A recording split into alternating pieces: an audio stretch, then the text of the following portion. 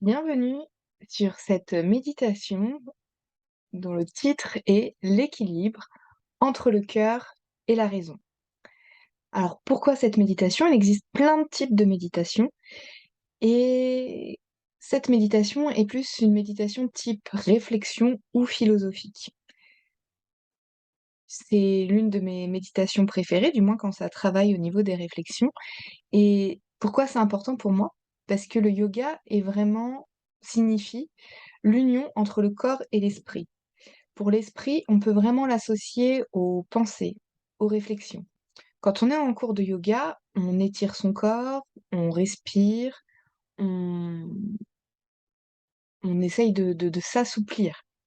Eh bien, de mon point de vue, c'est pareil au niveau des pensées. On peut assouplir nos pensées, on peut étirer nos pensées, on peut prendre nos pensées sous des angles différents.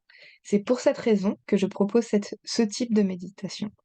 Aujourd'hui, c'est une thématique particulière, comme je vous l'ai cité juste avant, mais on peut faire ça sur plein, plein, plein, plein, plein de thématiques. Donc, je vais vous poser plein de questions, je vais parler tout le temps, et vous, dans votre tête, vous pourrez y répondre. Vous pouvez garder tout votre jardin secret, et si vous avez envie d'échanger avec moi, ce sera avec grand plaisir. Mais avant de pouvoir accueillir tout cet espace de méditation, il y a besoin de se sentir bien dans son corps. Donc je vous propose de vous installer confortablement comme vous le souhaitez pour vivre cet instant, de sentir comment est votre corps, si vous sentez que votre corps est plutôt confortable ou est-ce qu'il y a des zones d'inconfort, et de pouvoir ajuster au mieux votre position pour vous sentir le plus à l'aise possible.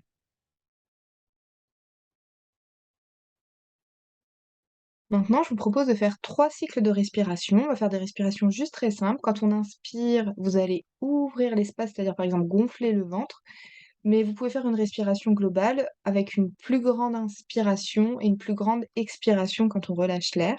Donc je vais vous guider. On inspire, on ouvre,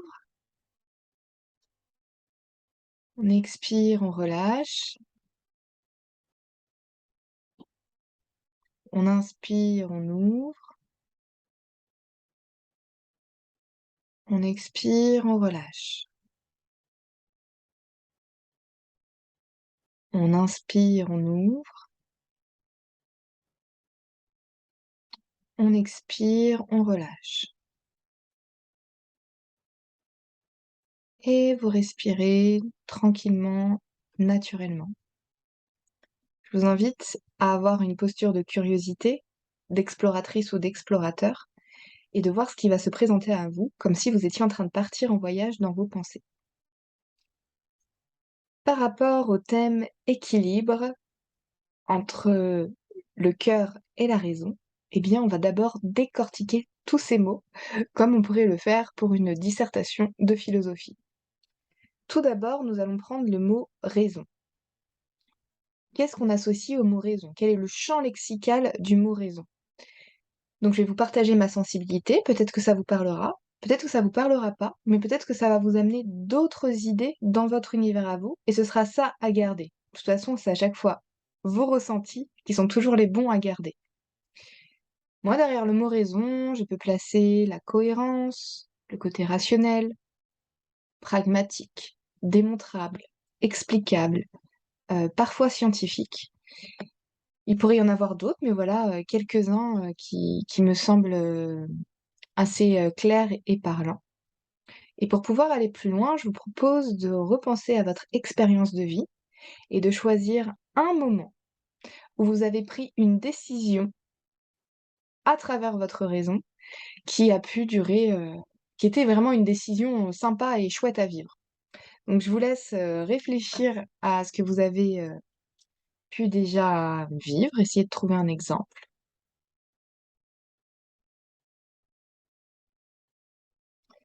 Pour les personnes qui ne parviennent pas à trouver d'exemple, je vais vous en proposer un.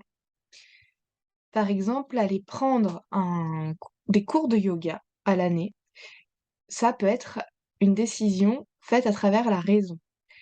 Car on peut l'expliquer, ça va faire du bien au corps, on va pouvoir s'étirer, si on a des problèmes, d'arthrose, ça peut vraiment faire du bien.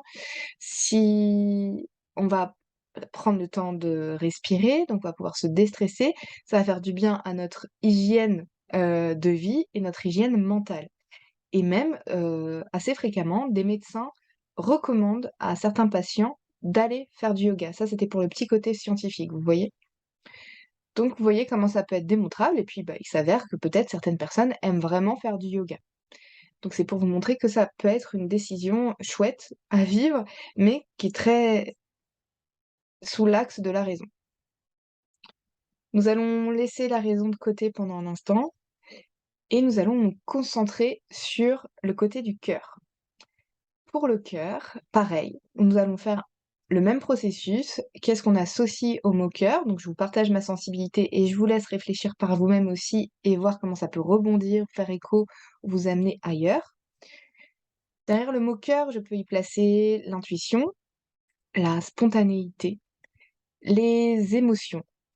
Un rapport très corporel. Parfois, une sensation de: «On prend cette décision, ça vient des tripes, on y va» ou ça s on le sent dans toutes nos cellules et on peut aussi, pourquoi pas, pour certains, un rapport, peut-être plus énergétique et invisible. C'est c'est pas forcément, rationnel de partir par, le cœur. Parfois ça l'est, mais parfois ça ne l'est pas. Donc pareil, même processus, je vous propose de repenser dans votre expérience de vie un moment où vous avez pris une décision qui s'avérait très sympa et même avec du recul, ça valait vraiment le coup de le faire mais une décision que vous avez prise à partir de votre cœur.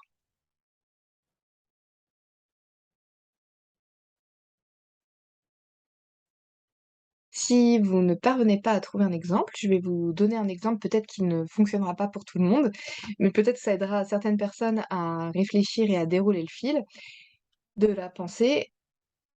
Adopter un animal de compagnie pourrait être une décision prise à travers le cœur, car c'est souvent une approche émotionnelle. Un coup de cœur pour un animal, une énorme envie, un élan qui vient vraiment des tripes ou du cœur ou de l'ensemble de son corps, pour pouvoir le prendre et parfois ça se fait de façon très spontanée aussi pour pouvoir accueillir un animal. Donc je vous laisse voir si cet exemple vous parle.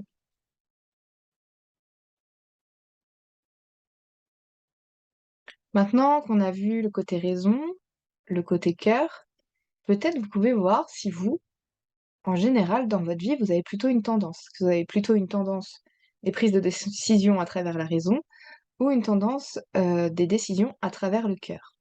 Bien évidemment, la plupart du temps, ce n'est pas aussi basique que ça. Le cœur et la raison peuvent vraiment être mélangés et travailler comme une super équipe. C'est à vous de voir comment vous le vivez et j'espère que vous entendez bien que je n'essaye absolument pas de vous amener à penser d'une certaine façon ou, de vous transmettre une vérité car je n'en ai pas. C'est vraiment pour réfléchir et amener un peu plus loin, mais de mon point de vue, il y en a pas un qui est bon, un qui est mauvais. C'est des façons de vivre, des décisions et la vie, c'est tout. Et d'observer si ça vous convient de vivre ces situations de cette façon. Donc maintenant, on arrive au dernier point qui est le mot équilibre, dans notre proposition du jour pour la méditation. Quel est votre rapport à l'équilibre? Il pourrait y avoir vraiment plein de rapports, je vais en choisir 2. L'équilibre, parfois, on peut le voir comme une ligne constante, stable, qui ne fait pas de vagues et qui est solide. Mais on pourrait aussi voir l'équilibre un peu comme la marche, c'est partir d'un extrême à l'autre, se déséquilibrer pour pouvoir trouver l'équilibre. Dans le déséquilibre, ça serait parfois prendre, des décisions par, raison et parfois des décisions, par cœur. Et là, à chaque fois, de faire un peu un balancier d'un côté à l'autre pour sentir, pour trouver finalement, une forme d'équilibre. Et peut-être qu'à chaque fois, c'est constamment mélangé. Ce que je vous propose pour les jours qui vont suivre, c'est d'observer dans votre quotidien, même pour les toutes petites décisions, de voir ce qui se présente à vous. Est-ce que pour une toute petite décision, vous partez à travers le cœur? Est-ce que quand c'est des plus grandes décisions, c'est à travers la raison? Ou inversement, ou tout est mélangé? L'idée n'est pas de vous changer, mais tout comme quand on est en yoga et qu'on sent comment on est dans sa posture, comment on est dans sa respiration et comment on peut évoluer à travers son corps, c'est un peu cette même invitation que je vous propose, mais à travers vos pensées.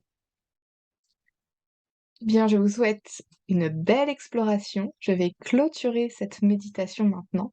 Et voyez, peut-être que ça va continuer à cheminer en vous et peut-être donner un autre regard sur votre façon de vivre le monde.